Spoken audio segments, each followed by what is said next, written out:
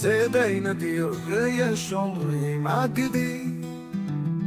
4 בנות מילדות אחת עם השני, התחילו יחד באשכול, ומשם לשלוחה.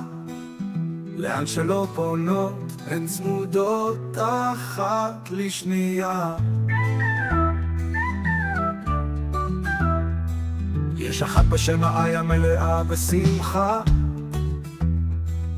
אחת בשם יולי סורקדת כל דקה. יש את ליבי שקורעת את כולן מצחוק, ועם אור היצרתית הן עוד יגיעו רחוק. בסופי שבוע בזכותן המשפחות מתאחדות, טיולים עם קרש חיתוך, טאבון סביב המדורות. מחוף העמוק באילת דרך כפר הנוקדים, מאכזיב בגליל ועד הגולן בשלגים.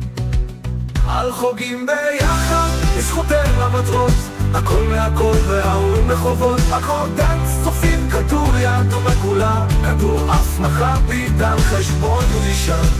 אז תשמרו על הקשר, תפזרו אהבה, תגלו סבלנות, בלי להתפוצץ אחת על השנייה. כי הגעתן לגיל מבלבל, משהו ממש לא רגיל. גיל סמטגר את כל החוקים. תשמרו עליכם יחד ואל תיגרו בלי דעה, יש בחוץ המון שיט ללא נורת אזהרה.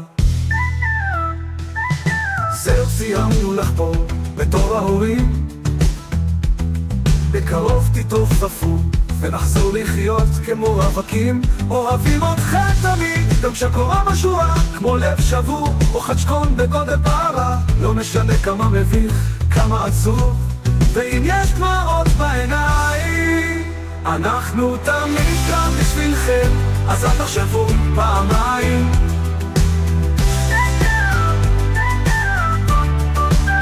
האם אוהביות המסורתית הן עוד יגיעו רחוק, בסופית בגליל ועד הגולן בשלגיעו רחוק.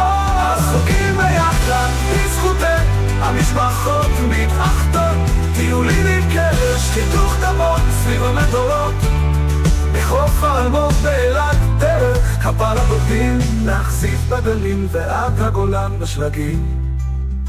אז תשמרו עליכם יחד ואל תיגרו בלי דעה, יש בחוץ המון שיט ללא נורת אזהרה.